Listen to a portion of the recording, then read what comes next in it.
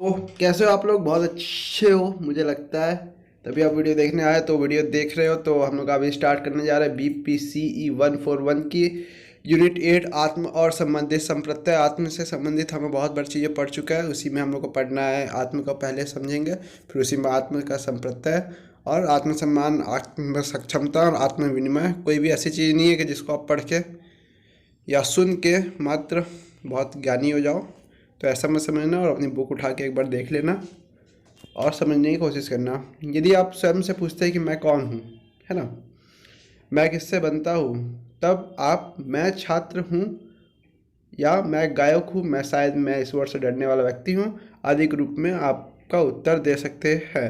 या आप शायद उत्तर दे सकते हैं मैं पढ़ाई में अच्छा हूँ, मैं प्रशिक्षित नर्तक हूँ, मैं लोकप्रिय खिलाड़ी हूँ, मैं झंडू हूँ, मैं खराब हूँ, या मैं भगवान हूँ, है ना।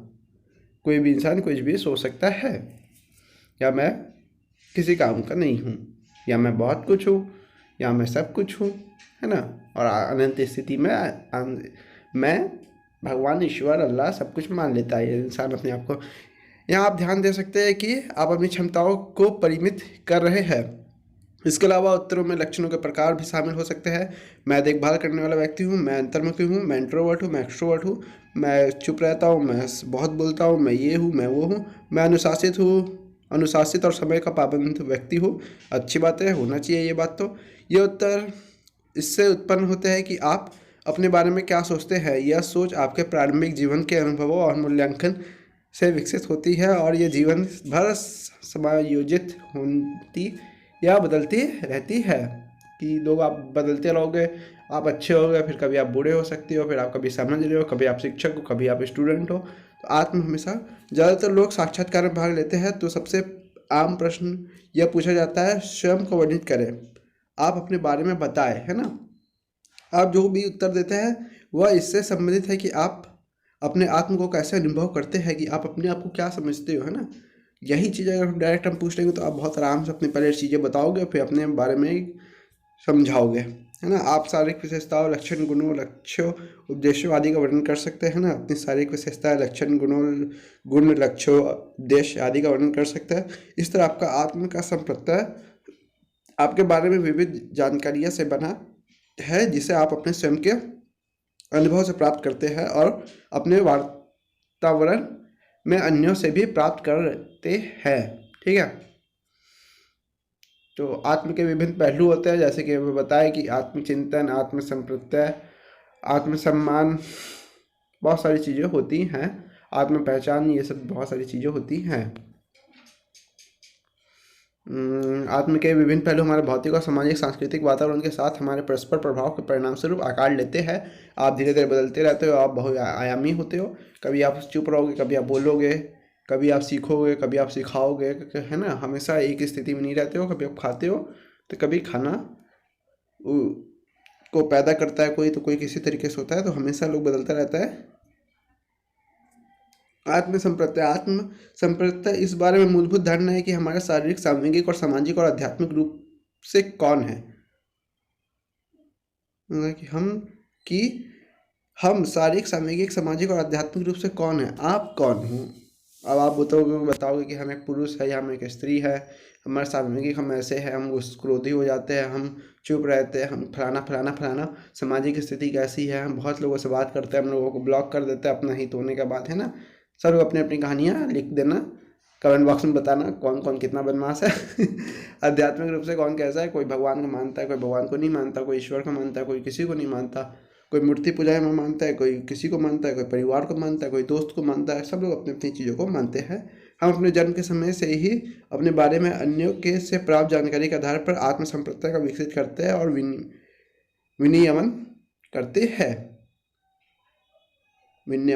हैं। इस तरह आत्म एक बहुआयामी प्रत्यय है। यह विभिन्न कारकों से प्रभावित होता है, जिसमें आगे व्यक्तिगत पहलू प्रभावित होते हैं। उदाहरण के लिए आप अपने बारे में अपने शारीरिक पहलुओं के संदर्भ में और अपने संबंधों या संवेगों के संदर्भ में सोच सकते हैं और वर्णन कर सकते हैं। शारीरिक पहलुओं में अपने बारे में आपके प्रत्यक्षण, जैसे आप बहुत मोटे या बहुत पतले हैं।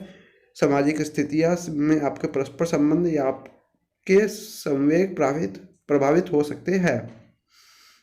आत्मसंप्रत्यय की कुछ परिभाषाएं नीचे दी गई है, कोई भी एक अच्छे से याद करना और उसके जो जिन्होंने ये परिभाषा दी है उनको नाम जरूर से याद करना और मेंशन करना।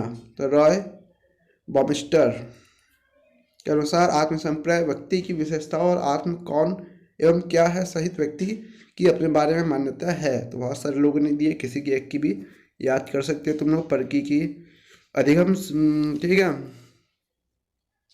तो पर्की के अनुसार आत्मसंप्रत्यय अत्यधिक मान्यताओं, अभिव्यक्ति और अभिमतों की जटिल, संगठित और गतिशील प्रणाली का योग है जिसे व्यक्ति अपने व्यक्तिगत अस्तित्व के बारे में सत्य मानता है। आइए इन परिभाषाओं के महत्वपूर्ण शब्दों को समझे, है ना। अधिगम जो सीखता है, समझता है ना। संगठित, हमारा आत्म संप्रत्यय संगठित होता है जिसे व्यक्ति के व्यक्तित्व को स्थिरता प्रदान करने वाली कर्मबद्धता और सद्भाव से चिन्हित किया जाता है। फिर गतिशील, जीवन हमारे आत्म संप्रत्यय को प्रभावित करने वाले उतार चढ़ाव, सफलता और असफलता संबंधित होता है और इस तरीके से अपनी प्रगति बिल्ड करता है, जिससे वो अपनी प्रगति से गतिशील बनता रहता है और हमेशा बिल्ड होता रहता है। इस तरह हमारे अनुभव और स्थितियों के अनुसार बदलता एवं विकसित होता है। कहाँ छोटा हो गए तुम? ठीक है। तो हमारा सकारात्मक आत्म हमें विश्व को सुरक्षित और सकारात्मक स्थान के रूप में देखने में सहायता करता है कि हर लोग अच्छे हो। अगर आपका आत्म अच्छा रहेगा तो आपको हर लोग में अच्छाई दिखेगी, और खराब रहेगा तो हर लोग को दूसरी तरफ नकारात्मक प्रतिक्रिया हमें इस बात पर प्रसन्न महसूस करती है कि हम कौन हैं और हम विश्व को असंतुलित और बुरे स्थानों के रूप में देखते हैं कि हमारे कारण दुनिया में बहुत सारी खराब स्थितियाँ हो रही हैं। और सच में आप लोग कूड़ा फेंकते हो, धुआं उड़ाते हो, ये सब बहुत करने से ग्लोबल वार्मिंग आप लोग के कारण हो रही है। हमने बहुत सहयोग किया कि ना हो वो। तो आपके अनुसार आप क्या देखते हो और क्या सोचते हो? वास्तविक आत्म और आदर्श आत्म। आत्म दो भाग है, आदर्श आत्म और वास्तविक आत्म। कार्ल रोजर्स के अनुसार हम सभी स्वयं अपने आदर्श आत्म को देखते हैं जो हम बनाना चाहते हैं। यदि वास्तविक आत्म वह है जो हम वास्तव में है, हमारा वास्तविक आत्म हमारे आदर्श आत्म से बहुत अलग होता है। आदर्श आत्म हमारा भविष्य होता है जिसके लिए हम सोचते हैं कि ऐसा ऐसा ऐसा ऐसा ऐसा करेंगे तो हम ऐसे ऐसे ऐसे ऐसे ऐसे ऐसे हो सकता है। और वास्तविक जो आप होते हो, फलाना ढिमकाना, जो भी आप वर्तमान में हो, लेकिन आप वर्तमान में चाहते हो कि बहुत अच्छे हो, ऐसे सुंदर दिखे, फलाना हो, वो हो, वैसा बाल हो, ऐसे कपड़े हो, हर चीज़ होते हैं ना। वास्तविक हमारे बारे में लोग अच्छा सोचे। हमारा वास्तविक आत्म हमारे आदर्श आत्म से बहुत अलग होता है, ठीक है। हम जो होना पसंद करते हैं आदर्श आत्म और हम वस्तुत्व जो है वास्तविक आत्म के बीच अंतर या असमानता जितनी अधिक होती है उतनी ही हमारे भीतर असंगति होती है। जितनी ज़्यादा इन दोनों के बीच में दूरियाँ होंगी और अंतर होगा उतनी अधिक आप में असंगति होती है। इसलिए रोजर्स ने इस बात पर बल दिया कि हमारे लिए यह अनिवार्य जरूरी है कि इन दोनों आत्म के बीच सामंजस्य सुसंगता प्राप्त करने की दिशा में काम करें। मतलब ये आत्म वास्तविक आत्म को हमेशा उसी दिशा में अग्रसर करे जिसमें हमारा आदर्श आत्म है, ना कि इधर उधर भटकने के लिए छोड़ दे कि हम लोग को तो वो तो कभी भी पालेंगे। ठीक है। फिर आता है हमारा आत्मसम्मान। आत्मसम्मान हमारे आत्म का एक अन्य महत्वपूर्ण पहलू है। व्यक्ति के रूप में हम अपने आत्म को निरंतर मूल्यांकन करते हैं और अपने स्वयं का मूल्य और महत्व के बारे में कुछ राय बताते हैं जिसे आत्मसम्मान कहा जाता है ना। लोगों का खुद का मूल्य कि हमारा काम करने का नहीं है, हमारे आत्मसम्मान घट जाएगा, ये काम हम नहीं कर सकते। लोग अपने आत्मसम्मान को देखने में भिन्न होता है। कुछ लोग सोचते हैं कि नहीं, हाँ कोई बात नहीं यार, सब काम सबके लिए हो सकता है और कोई भी इंसान कोई ना कोई ये काम करता ही है, क्यों ना हम ही सही। कुछ लोगों में उच्च आत्मसम्मान होता है जबकि अन्य लोगों में निम्न आत्मसम्मान होता है। कुछ लोगों में उच्च होता है, अन्य में निम्न होता है। बता दे रहा अभी बुक में लिखा है, मतलब 20% के पास उच्च है, बाकी लोग निम्न है। आत्मसम्मान मनुष्य के बारे में व्यक्ति के मूल्यों के आधार पर आत्मराय से संबंधित व्यक्तिगत मनोवैज्ञानिक लक्षण को दर्शाता है। यह व्यक्ति की मूल प्रणाली के बारे में जागरूक होने और व्यक्ति के आत्म महत्व के सामूहिक मूल्यांकन का संकेत देता है। आत्मसम्मान एक बहुत आयामी निर्मिति है। परिवार, स्कूल, कार्य सेटिंग, मनोरंजन सेटिंग या समकक्षी समूह जैसे विभिन्न संदर्भों में आत्म महत्व के मूल्यांकन के आधार पर आत्मसम्मान की सामान्य रायों और आत्मसम्मान के विभिन्न उप प्रकारों के आधार पर हमारे पास व्यापक समग्र आत्मसम्मान होता है। आत्मसम्मान आत्मविश्वास से अलग है। आत्मविश्वास यह दर्शाता है कि आप किसी विशेष कार्य को करने की अपनी क्षमता के प्रति आश्वस्त है। दूसरी तरफ आत्मसम्मान से तात्पर्य है कि आप अपनी दृष्टि में स्वयं में कितना ऊंचा रखते हैं और आप स्वयं को कितना सम्मान और महत्व देते हैं। कई लोग इसी को एटीट्यूड में ले लेते हैं कि हमारा काम ऐसा नहीं है, हमारा ये नहीं है, हम ऐसा कर नहीं सकते, ये हमारा आत्मसम्मान पे आ जाती है बात, है ना। तो इसी में कई लोग एटीट्यूड को भी घुसा लेते हैं। कितना प्रश्न है यार। आत्मसक्षमता, आत्मसक्षमता आत्म का एक अन्य महत्वपूर्ण संप्रत्यय है। आत्मसक्षमता शब्द मनोवैज्ञानिक अल्बर्ट बंडूरा द्वारा प्रतिपादित किया गया। वह कनाडाई अमेरिकी मनोवैज्ञानिक थे जिन्होंने स्टैनफोर्ड विश्वविद्यालय में प्रोफेसर के रूप में काम किया था। उनके अनुसार आत्मसक्षमता व्यक्ति के विशेष मान्यताओं का समूह है जो यह निर्धारित करता है कि कोई व्यक्ति संभावित परिस्थितियों में कार्य योजना में कितनी अच्छी तरह से कार्यान्वित कर सकता है ना। जीवन के परिणामों को नियंत्रित करने की हमारी क्षमता के बारे में हम सभी अलग अलग विचार रखते हैं कि कोई सी व्यक्ति कैसे सक्षम होता है किसी काम को करने के लिए। वे लोग जो मानते हैं कि वह सक्षम है और उसके साथ जो होता है उसे नियंत्रित कर सकते हैं, उसमें उच्च आत्म सक्षमता होती है। जबकि जो लोग ये मानते हैं कि चीज़ें और जीवन की घटनाएं उनसे नियंत्रण में नहीं, वे जीवन के परिणाम के बारे में कुछ नहीं कर सकते, वे निम्न आत्म सक्षमता प्रदर्शित करते हैं। आत्म सक्षमता क्या? जब आप कुछ करने जाओ और वो काम में कुछ बाधाएं आ जाए तो तुम ये सोच लो कि ये सब भगवान का रचित है, इसके आगे हम कुछ कर नहीं सकते। और जहाँ तुम ये सोच लो कि नहीं, ये कोई एक मिस्टेक है या एक प्रॉब्लम है, इसे सॉल्व करके फिर आगे बढ़े, फिर प्रॉब्लम आई फिर आगे बढ़े, फिर प्रॉब्लम आई फिर आगे बढ़े, और यही स्थिति चलती जा रही है। तुम उस लक्ष्य के प्रति चले जा रहे हो काम में निरंतर। बहुत सारी कठिनाई आने के बाद वही तुम्हारी सक्षमता है। कई लोग उस चीज़ों से भटक जाते हैं और काम छोड़ देता है तो उनकी सक्षमता कम रहती है। उदाहरण के लिए एक ऐसा बच्चा जो सोचता है कि चूंकि मैं पर्याप्त अध्ययन करता हूँ इसलिए मैं परीक्षा उत्तीर्ण कर सकता हूँ, वही उच्च आत्म सक्षमता प्रदर्शित करता है। दूसरी तरफ एक ऐसा बच्चा सोचता है यदि मैं भाग्यशाली रहा तो प्रश्न पत्र आसान होगा या परीक्षा उत्तरिका पुस्तिका जांचते समय खुले हाथ से अंक देगा, वह निम्न आत्म सक्षमता प्रदर्शित करता है कि हाँ कैसे भी पास हो जाए, बस इतना पढ़ लिए इतने से पास हो जाएंगे। ठीक है। आत्म सक्षमता का विचार बंडूरा के सामाजिक संज्ञानात्मक सिद्धांत पर आधारित है। ये आत्म सक्षमता आत्मसम्मान के इस अर्थ से भिन्न है कि आत्म महत्व के बारे में अभिमतों या राय को संदर्भित करता है, जबकि आत्म सक्षमता आत्म क्षमताओं के बारे में अभिमतों कर राय को संदर्भित करती है। चलो लंबी चौड़ी कहानी है, तुम पढ़ लेना। बाकी आत्म सक्षमता बढ़ाने की रणनीति क्या है? आत्म सक्षमता एक अधिकृत सीखी हुई घटना है। ऐसी विभिन्न रणनीतियाँ हो सकती है जो आत्म सक्षमता विकसित करने के लिए सहायक कर सकती है। आत्म महारत, किसी भी चीज़ को करते रहो। ठीक है। रोल मॉडलिंग, किसी को ऐसा देखो जो ये काम कर रहा है, उससे प्रेरित होकर ये काम करते रहो। संकल्पना, जो चीज़ लियो प्रण, उसको संकल्प लेकर चलो कि हाँ ये लक्ष्य पाना है तो पाना है। मौखिक प्रबोधन, क्षेत्र विशेषज्ञों, सशस्त्र और भरोसेमंद लोगों द्वारा प्रबोधन किए जाने से व्यक्ति में आत्म सक्षमता का निर्माण होता है। मतलब ऐसे जहाँ क्षेत्र में रहो या जिस लक्ष्य से पा रहे उस लक्ष्य की कार्य पूर्ति के लिए लोग जो बोलते हैं तुम्हें हाँ तुम कर सकते हो, उन लोगों की बातें भी आपको अच्छा आत्म सक्षमता पाने के लिए निर्माण करने में मदद करेगी। ठीक है। सकारात्मक संवेगों और सृजित और उद्दीपक नियंत्रित करना। ठीक है, कि ऐसा ना हो कि एक बार आगे बढ़ा जाओ। सकारात्मक संवेगों का सृजन लगातार करते रहो कि हाँ सब कुछ अच्छा ही होगा, अच्छा होगा, इस मुसीबत के बाद हमारे लक्ष्य मिलेगा, इस मुसीबत के बाद लक्ष्य मिलेगा, कोई नहीं, एक लास्ट मुसीबत है।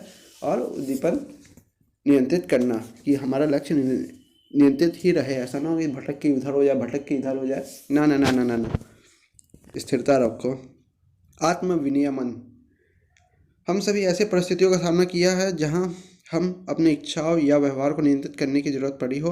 हम शायद इसमें सफल हुए हो या असफल रहे हो। उदाहरण के लिए कार्यालय में आपसे सहायक कर्मचारी ने समय पर कोई जरूरत कार्य नहीं किया तो आपने बहुत गुस्सा आया, आपने अपने गुस्से पर काबू पाया।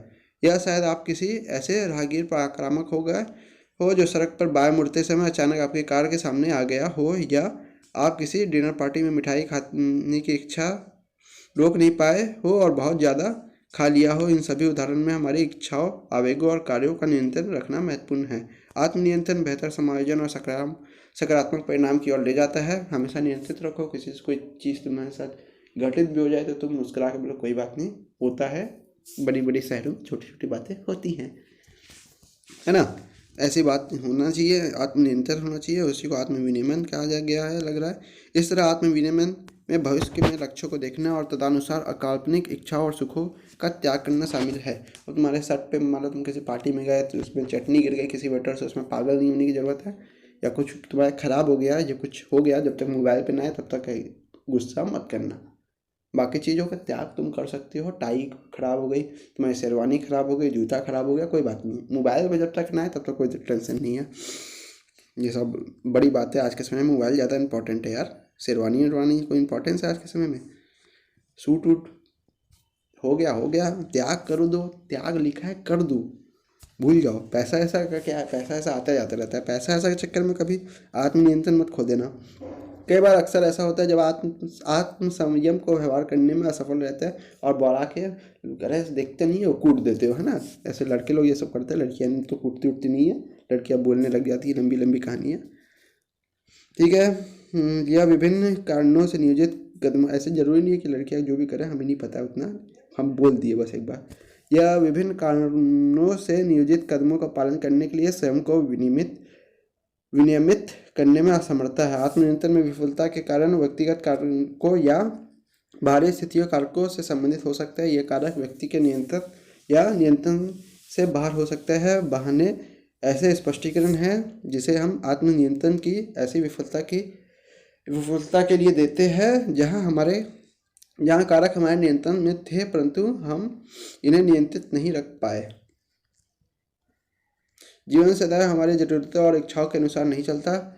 इसे विभिन्न अवसरों पर जीवन की स्थितियों के अनुसार समायोजन करने की जरूरत पड़ती है। जीवन में ऐसे अवसर आ सकते हैं जिनमें परिस्थितिजन्य दबावों और हमारे आत्म संयम के बीच संघर्ष शामिल होते हैं। आत्मनियंत्रण विकसित करने के लिए विभिन्न मनोवैज्ञानिक तरीके हैं जिन्हें आप नीचे सुझाया गया। अपने व्यवहार पर निरीक्षण करें कि हाँ हमारे से कहाँ से गलतियाँ होती है, कहाँ से हमारे में क्रोध, आक्रोश, आक्रामकता जन्मती है, वहीं पे उसे को समझे। आत्मनिर्देशन का एक अन्य आवश्यक तकनीक है आत्मनिर्देशन। अपने आप को निर्देश दे, शांत रहना, कंट्रोल, कंट्रोल, है ना। आत्म प्रबंधन, इस तकनीक में सकारात्मक परिणाम आने वाले व्यवहारों को पुरस्कृत करना शामिल है। यहाँ बहुत अच्छा काम किया तुमने, बहुत मज़ा आया। किसी को ऊपर नहीं गुस्सा आए, बहुत अच्छा लगा। क्या तुम्हें शाबाशी करें।